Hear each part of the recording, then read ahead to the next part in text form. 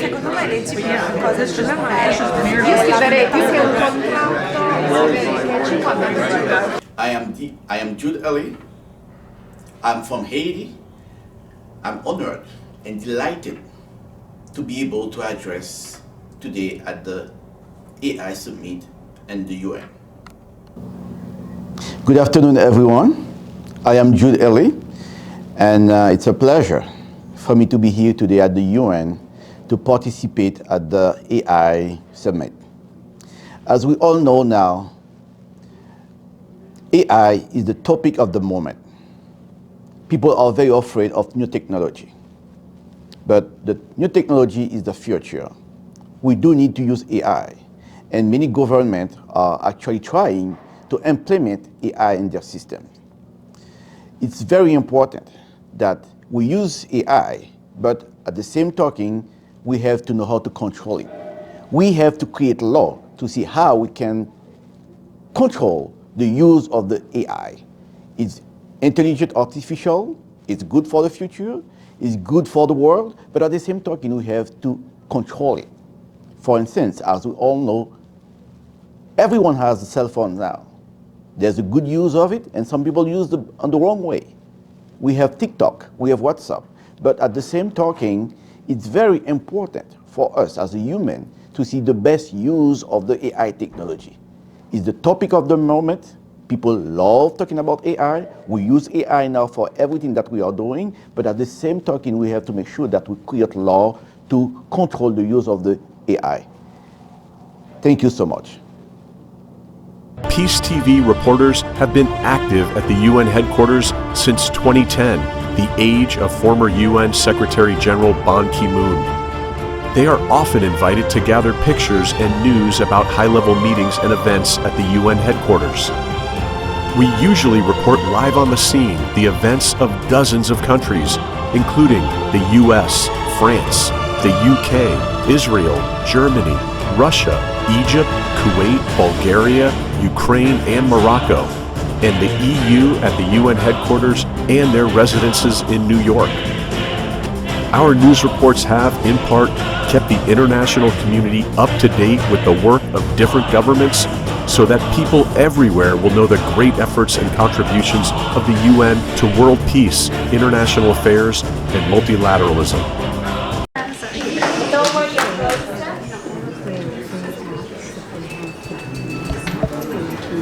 As I was saying, we're going to start the briefing session chaired by Peter Saras. So without further ado, I think I should let the floor to Gloria first for a few words, right? I'm going to say very few words. One, after 25 years of having worked with Pier Paolo Saporito and put together many of these different conventions, I'm proud now to be able to present one of the key panels, and I'm hoping that even though you're getting a little tired, you'll stay through to the end, because I think these sessions are going to be the end all and a blast for you. Talking about Peter, he's one of the best known people in America and Europe at all the major conventions. He's a main speaker usually, and he's been involved in this industry for 10 years, and he has an amazing resume. But more than that, he's respected and well known, and we're very fortunate that he's here today. So I'm going to let Julia do, who's the manager of our publication, Society and Diplomatic Review, to read his resume.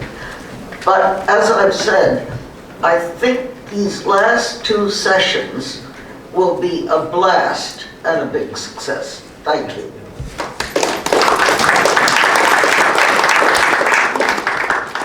Currently, Peter is the founder of Kiosk Capital.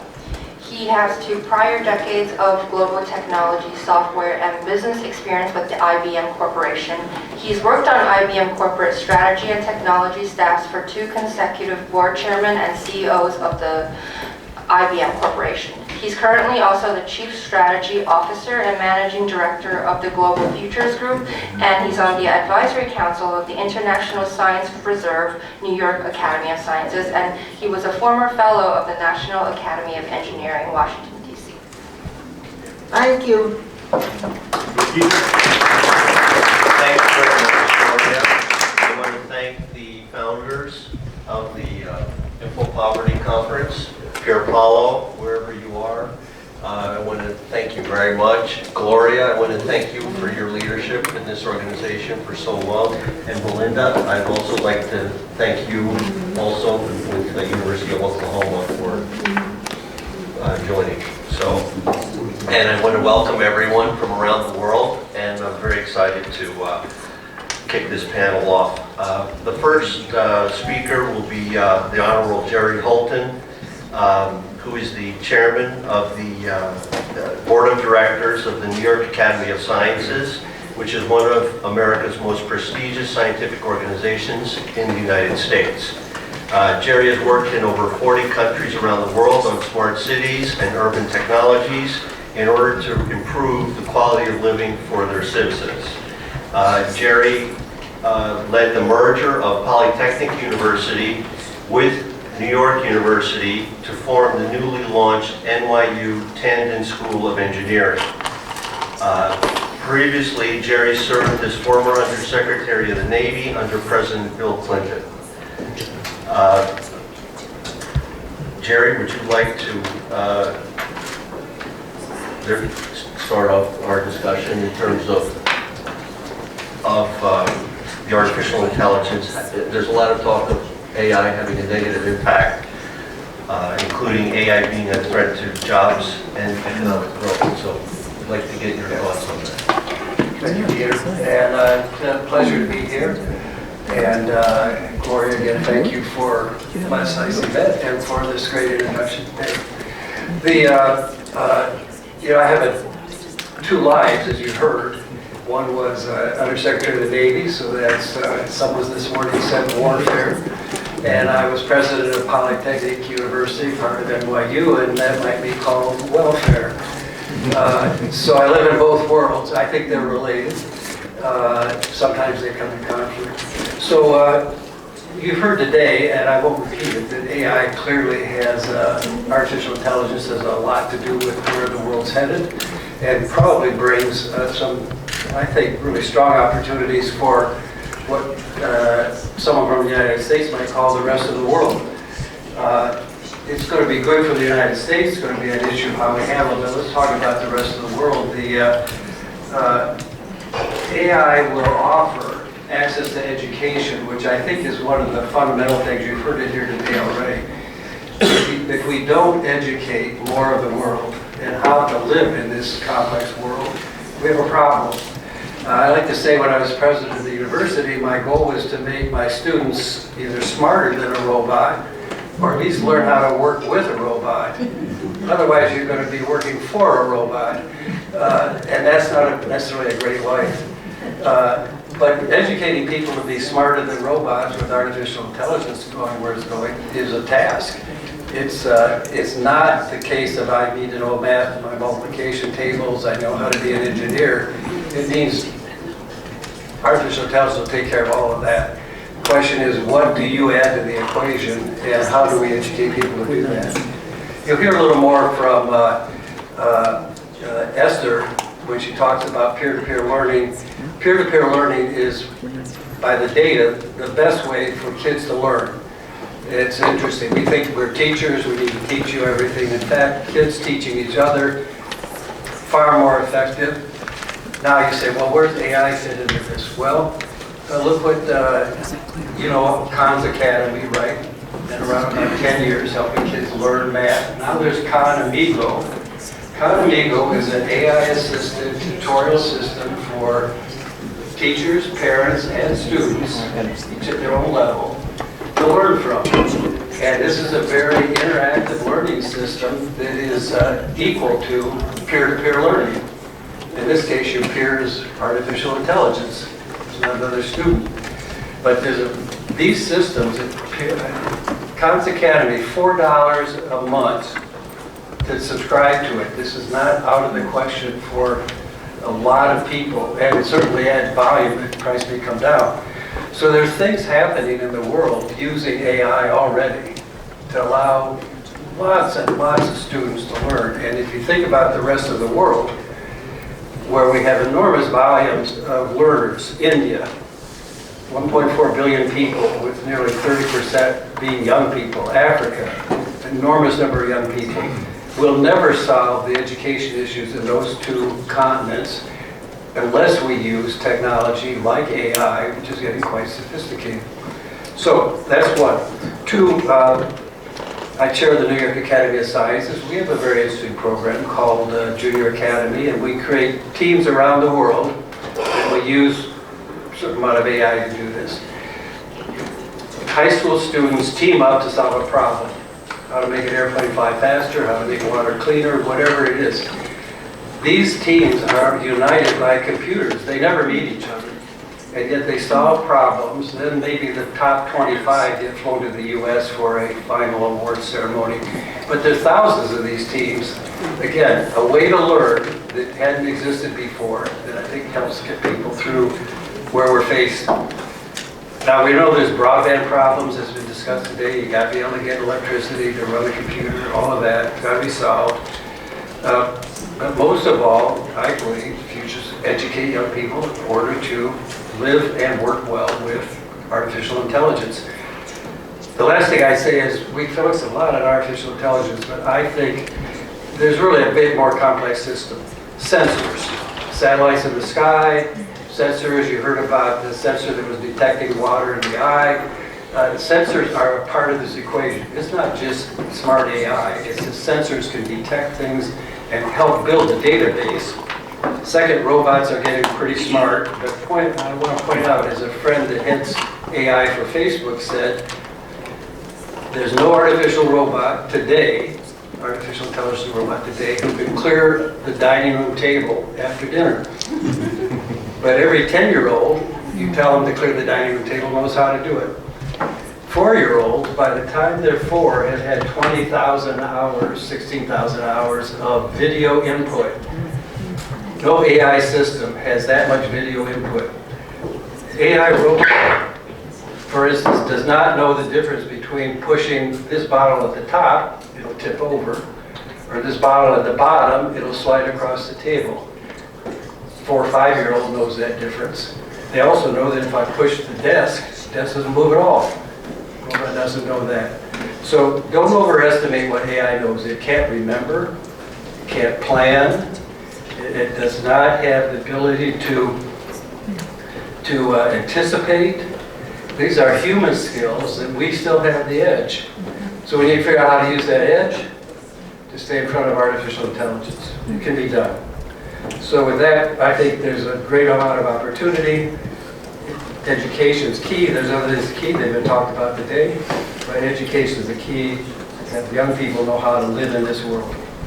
Thank you very much, Jared. Very much, Peter.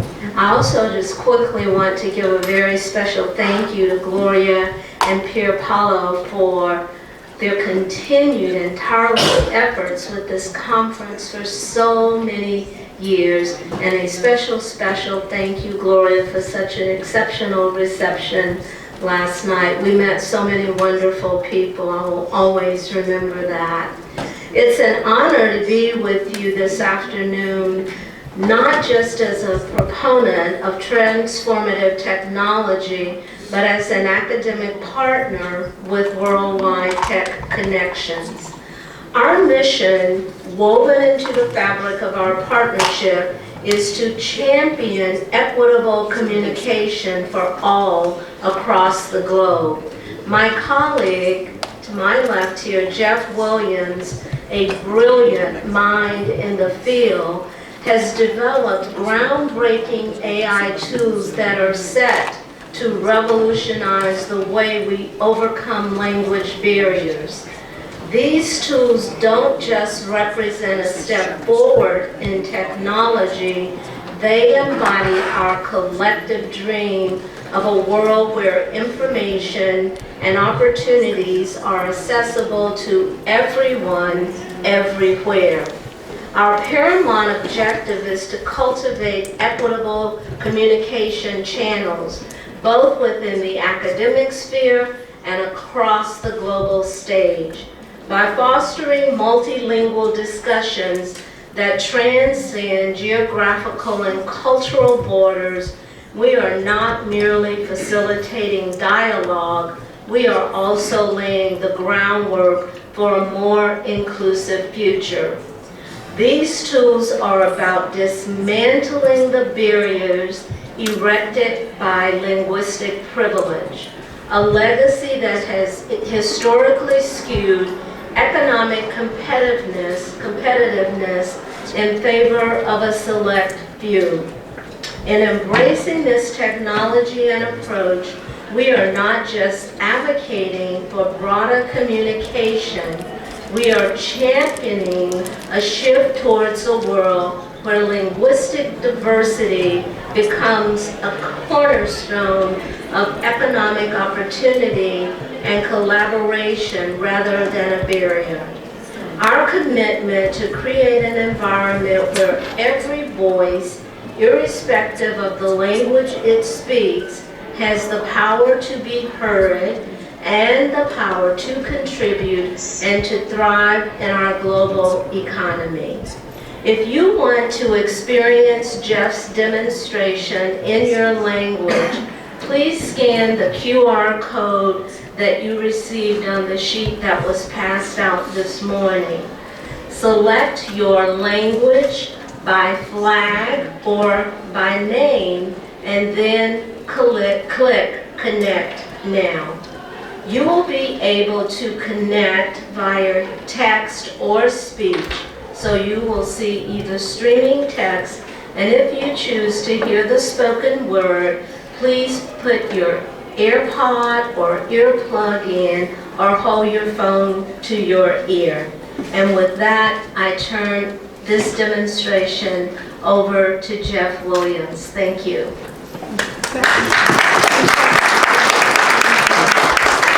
Ms. Belinda, we're very excited about today, the opportunity to, I've been hearing all the various things that are needed, and I'm so thankful to be able to show you the solution today of how to communicate effectively, because how are we supposed to collaborate if we can't speak to one another? And when we do speak to one another, are we actually meeting them where they are? So in other words, for Worldwide Tech, that also means incorporating dialects. So today, as you come in today, you have the ability to, in Spanish alone, you have 26 different dialects. Arabic has 16 different dialects. So it will understand you if you were speaking into it, as well as you'll be able to hear it out at the same level. So without further delay, my biggest goal today is to just show you the sizzle. So I hope you can sit back with us, kind of follow along. The company, Worldwide Tech Connections, has been around now for 7 years. I'd like to start first with one of our programs that we're doing right now at the Denver International Airport.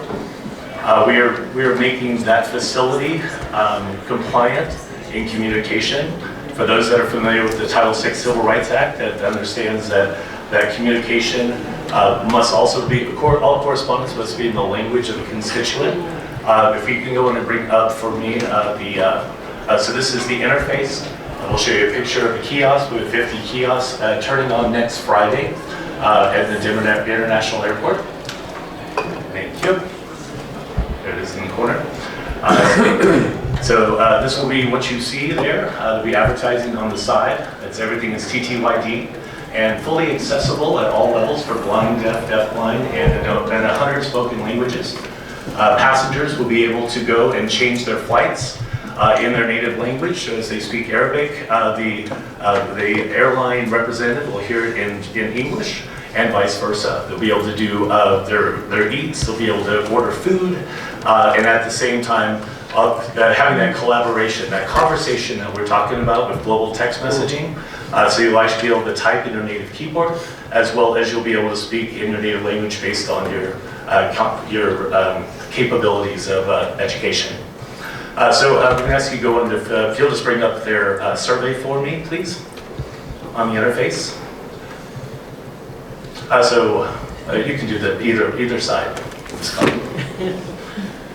So in this interface, as they select, as you can see, we're in English. You're going to go ahead and pick so the goal is to bring people together, understanding that normally you get a translated document, but with that document you've been asked to write in English your answers. So we felt that was inefficient, so because of that we created a system where you can type in your native keyboard, you can speak in your native language, and it'll be able to receive that, and it'll push to your CRM because it saves in both the native language plus the language for your country or your needs. So then that way we can actually process that information in real time without the assistance of a translator. If you do need one could be ported in as well. But this allows people to actually be able to utilize everything with that inclusivity, being able to be already taken care of. Not only is our spoken word happening here, we have several school districts, about almost 250,000 people right now throughout the United States in K through 12 and higher learning, where as the teacher speaks, the student receives everything bilingually in their native language plus English in every one of their classrooms. All they have to do to come in is they either hit a QR code or they hit a URL link like you did today.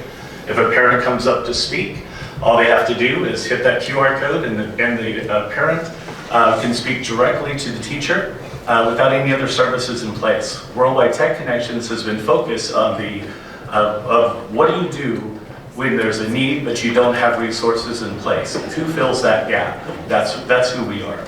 We also have the only context engine in the world, which allows that the school teachers as well. If you're going to take that to the box, please. As the school teachers as well, they're going to have the opportunity to have their own profiles. So let's say that you have the word Turkey. Well, if you're a history teacher, of course that's a country. But if you're earth science, then it needs to be a bird. If you use the word, we can train the word that's foot. So let's say that you are a mathematician, then of course it's a unit of measurement. But if you're a gym teacher, it's a body part. So Worldwide Tech Connection is able to actually to make sure that all of those words actually have the exact meaning that you want them. We also know in multiple cultures we don't have corresponding words, so it has to explain. In our schools alone, we have over 200 different acronyms. So when you speak the acronym, it actually expands it out for the user on the other side as well. But if they don't have words, so like in Swahili, if I say, this is mine, they don't even have a word for that because everything's communal. So we have to explain that word. So we're very proud of being able to do that as well. This is our base interface. What we do is speech to text, text to text, text to speech. This is she's setting it up as a bilingual here. She types. You'll see it's 200 milliseconds from the stream. So we can take it a bot. We can have a live conversation and put that in 100 plus spoken languages in real time. As you speak, I'm going to ask Colleen, if you don't mind, to turn on your microphone over there and speak as well. Both microphones, the one in front of you as well. Hello everyone, thank you for joining us today. I think you're going to find very much the benefits that this has in a classroom as well as other organizations. A little bit about myself, I'm the Director of Education with Jeff's company, so being able to stand in front of a classroom of a number of students and a variety of languages, and they could walk away having a bilingual transcript, they could walk away having the knowledge of not only their native language and the proficiency of that, but also the English proficiency, and then also the benefits of taking that home and having the assistance at home with parents that have limited English proficiency as well. Awesome, thank you, Ms. Colleen. As you see, it was transcribing. We do take the entire sentence because in complex language structures around the world, let's say German, the verb is at the end, so we don't know the values of the preceding words until that happens. So we're really proud of being able to do that. We've also leveraged all of the servers from around the world, all the various styles of languages. So the very first thing that we did is actually interpret all of our language codes to be able to normalize any aspect or any player in this hemisphere to be able to utilize them on our platform. On top of it, add a numerical engine, where it knows the noun, the pronoun, the adjective, every language is. Have that content engine to guarantee the delivery of the words and the content that's needed, as well as we have our own speech-to-text dictionaries. That's how we're able to take an utterance, any sound, and make a value. So if someone has a stroke and they don't have access to be able to use speech technology for even a bed to take them up, but with Worldwide Tech, we can actually sample that and push it out as straight English for them. So we're very excited about what we've been showing as well. The last thing that I'd like to show you is how I look forward to the world consuming information and videos. So with that, this is a gentleman named Nick Vijuvic. He's very popular around the world. We've been putting him in language for over 5 years now. And what I want to show you is the player. So this is the first time it's ever been seen, so I hope that you don't mind me showing a little groundbreaking moment here. So the difference in this player is when we hit the closed captioning, it's already running in 608, 708, and OP40, which is all the closed captionings. To the right is actually the headphones. When we click that, it's actually going to take his speech away and put it in that language. So it'll be the spoken language to promote education. And then last but not least, the hands on the side will show you how we can also promote ASL for full inclusion and equity for everyone. So with that being said, if you could go on and play the video for me, please, Ms. Colleen. We're making sure that we have sound, Jeffrey, from the up top there. No problem. Clearly we don't yet. You can start with subtitles, however, we're waiting. As you can see, it's already there. It's already working on that. This could be in your CDN as it goes, and any type of video. Turn it up. You want to turn that up? That's fine.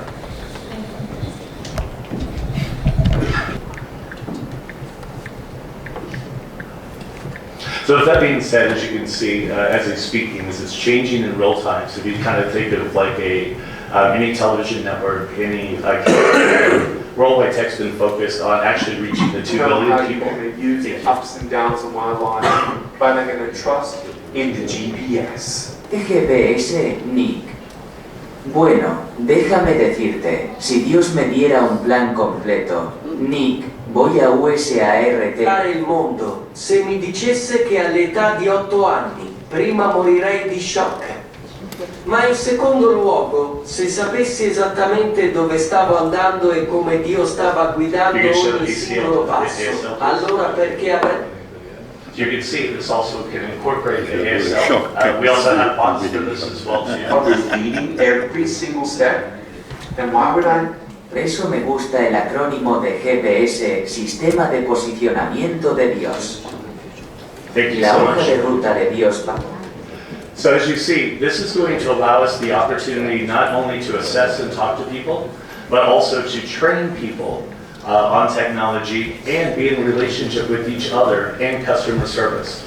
Worldwide Tech also has the sole source documentation as the only resource to be able to make a phone call to a landline without any application in between. So if you want to be able to call someone in another country, let's say in Arabic, again, you would just speak English, set it up as the bridge for source language and the language being received. They would speak that language, come back. For our medical community, it also transcribes everything in language. One of our biggest issues right now is our workforce. And so if we can actually expand the capabilities of our workforce, because they already have their educational capabilities, and we have the ability to put them in language, so that way we can harness and actually optimize what we have, then that is where we're focused. So Worldwide Tech, thank you, is the opportunity for us to come together as globally without language barriers. Thank you for your time today.